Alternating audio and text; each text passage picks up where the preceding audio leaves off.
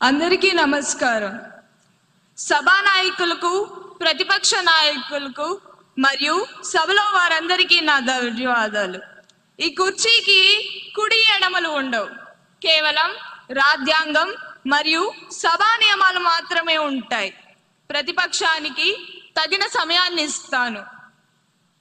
ప్రభుత్వం నుండి సరైన సమాధానాలు రాబడతాను. సభా గౌరవం కాపాడటం మనందరి బాధ్యత. ఇక సమయం వృధా చేయకుండా సభా కార్యక్రమాలను మొదలు పెడదాం.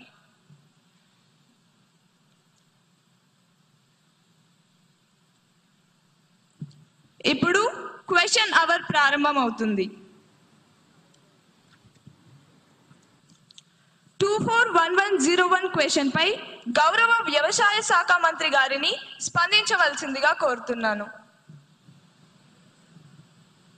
అధ్యక్ష, గౌరవ సభ్యులు అడిగిన మొదటి ప్రశ్న, ఈ సంవత్సరం ప్రభుత్వం ఎంతమంది రైతులకు విత్తనాలు మరియు ఎరువులు అందించింది అధ్యక్ష? దీనికి నా జవాబు అధ్యక్ష, 12 లక్షల మందికి. రెండో ప్రశ్న అధ్యక్ష, ఇటీవల వర్షాలు, తుఫానుల వల్ల పంటలు దెబ్బతిన్న ఎన్ని ఎకరాలకు ప్రభుత్వం నష్టపరిహారం ఇచ్చింది అధ్యక్ష? దీనికి సమాధానం అధ్యక్ష, 3.5 లక్షల ఎకరాలకు.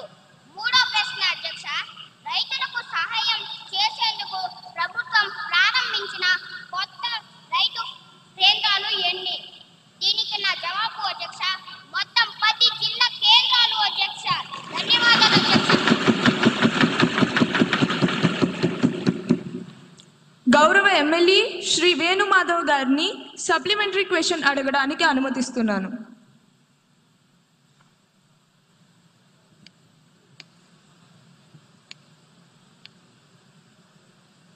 అధ్యక్ష, గౌరవనీయులైన మంత్రి గారు 12 లక్షల మంది రైతుల్ని ఆదుకోవడం హర్షించదగ్గ విషయం అధ్యక్ష. రైతులకు మేలు రకపు విత్తనాలు మరియు ఎరువులు సరఫరా చేసి మన ప్రభుత్వాన్ని రైతు పక్షపాత ప్రభుత్వంగా నిరూపించుకోవాలని మీ ద్వారా గౌరవనీయులైన వ్యవసాయ శాఖ మంత్రిని కోరుచున్నాను అధ్యక్ష. రాబోయే రబీ సీజన్లో విత్తనాలు మరియు ఎరువు కొరత లేకుండా మన ప్రభుత్వం ఎటువంటి చర్యలు తీసుకుంటుందో మీ ద్వారా మాకు తెలియజేయగలరని కోరుతున్నాను అధ్యక్ష.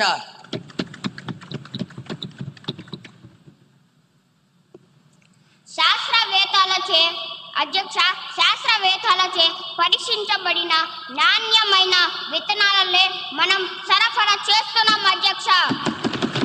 3 నెలల పంట కాలం తరువాత మేము చెప్పే దిగుబడి లెక్కలే మాట్లాడతాయి అధ్యక్ష.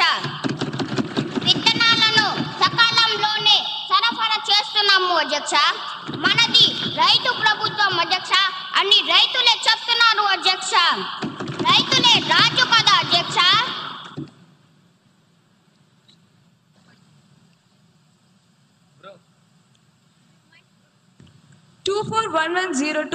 క్వశ్చన్ పై గౌరవ హెచ్ఆర్డి మినిస్టర్ గారిని వివరణ ఇవ్వాల్సిందిగా కోరుతున్నాను.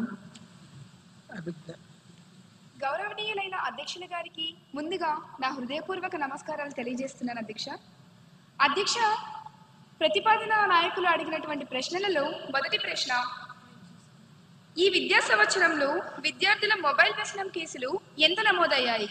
అధ్యక్ష, ఈ ప్రశ్నకి సమాధానం, ఈ విద్యా సంవత్సరంలో 100లో కేసులు నమోదయ్యాయి అధ్యక్ష. రెండవ ప్రశ్న, మొబైల్ వ్యసనం కోసం ప్రభుత్వం ఏమైనా కౌన్సిలింగ్ లేదా రీహాబ్ సదుపాయాలు అందిస్తున్నదా? అంటే ప్రత్యేక రీహాబ్ అంటూ ఏం లేదు అధ్యక్ష, కాకపోతే ఖచ్చితంగా కౌన్సిలింగ్ అనేది అందిస్తున్నది అధ్యక్ష. మూడవ ప్రశ్న, ప్రత్యేక రీహాబ్ సెంటర్లు లేకపోతే డిజిటల్ డి అడిక్షన్ సెంటర్లు ఏర్పాటు చేయాలనే యోచన ఉందా అధ్యక్ష? ఖచ్చితంగా ఉంది అధ్యక్ష, మాకు అటువంటి ఆలోచన ఉంది. ప్రస్తుతం ప్రభుత్వం పరిశీలిస్తుంది అధ్యక్ష. పైలట్ సెంటర్లు ప్రతిపాదనలో ఉన్నాయి అధ్యక్ష. ధన్యవాదాలు అధ్యక్ష.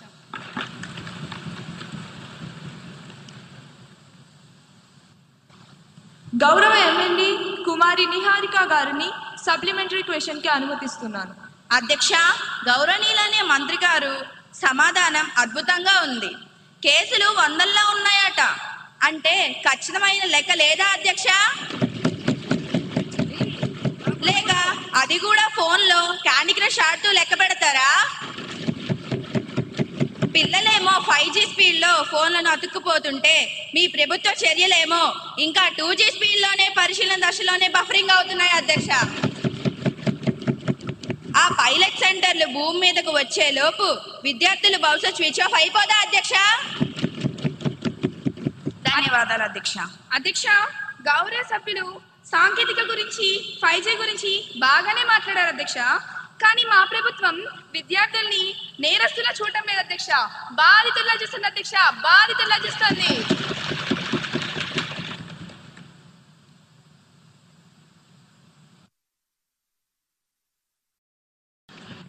అసలు లెక్కలేవి 100లో అంటే సమాధానమేనా అధ్యక్ష? దాట వేయకండి. పైలట్ సెంటర్లో ఎప్పుడు వస్తాయి? డేట్ చెప్పమనండి అధ్యక్ష. చెప్పండి. Silence silence. సభ్యులందరూ సభా గౌరవాన్ని కాపాడాలని కోరుతున్నాను. అధ్యక్ష, బాగా వినమనండి అధ్యక్ష. పిల్లల చేతిలో ఫోన్ ఉంటే అది మొబైల్ వ్యసనం అంటారు. దాన్ని సరిచేయొచ్చు, కౌన్సిలింగ్ ఇస్తున్నాం. కానీ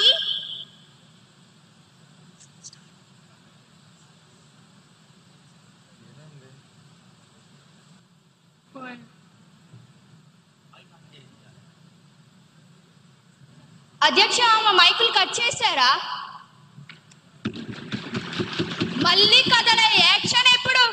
యాక్షన్ ప్లాన్ ఏది?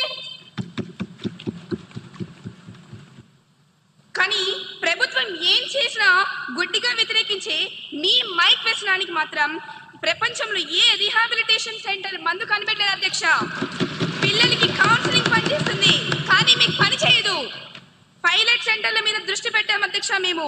మీరు కేవలం అల్లరి మీద మాత్రమే దృష్టి పెట్టారు అధ్యక్ష. తేడా అదే అధ్యక్ష. ధన్యవాదాలు అధ్యక్ష. 241103 క్వశ్చన్ పై గౌరవ హెచ్ఆర్డి మినిస్టర్ గారిని స్పందించవలసిందిగా కోరుతున్నాను. గౌరవనీయులైన అధ్యక్ష గారికి నా హృదయపూర్వక నమస్కారాలు. అధ్యక్ష, ప్రతిపక్ష నాయకులు అడిగినటువంటి ప్రశ్నలలో మొదటి ప్రశ్న, విద్యార్థులు స్కూల్ బ్యాగ్ బరువుకు అనుమతించబడిన ప్రమాణం ఏమిటి? అధ్యక్ష, దానికి నా సమాధానం NCERT మార్గదర్శకాల ప్రకారం బ్యాగుల తేలికగా ఉంచాలని సూచన ఉంది అధ్యక్ష. రెండవ ప్రశ్న, బ్యాగ్లెస్ డేస్ సంఖ్యను పెంచే ప్రస్తావన ప్రభుత్వానికి ఉన్నదా? అధ్యక్ష, లేదు అధ్యక్ష. బ్యాగ్లెస్ డేస్ పెంపు ప్రతిపాదన అనేది లేదు అధ్యక్ష. మూడవ ప్రశ్న, బ్యాగ్లెస్ డేస్ అమలులో ప్రభుత్వం తీసుకున్న చర్యలు ఏమిటి? దానికి నా సమాధానం సెమిస్టర్ వారి పుస్తకాలు ప్రారంభించాం అధ్యక్ష. ప్రతి శనివారం బ్యాగ్లెస్ డేగా అమలు చేశాం అధ్యక్ష. ధన్యవాదాలు అధ్యక్ష.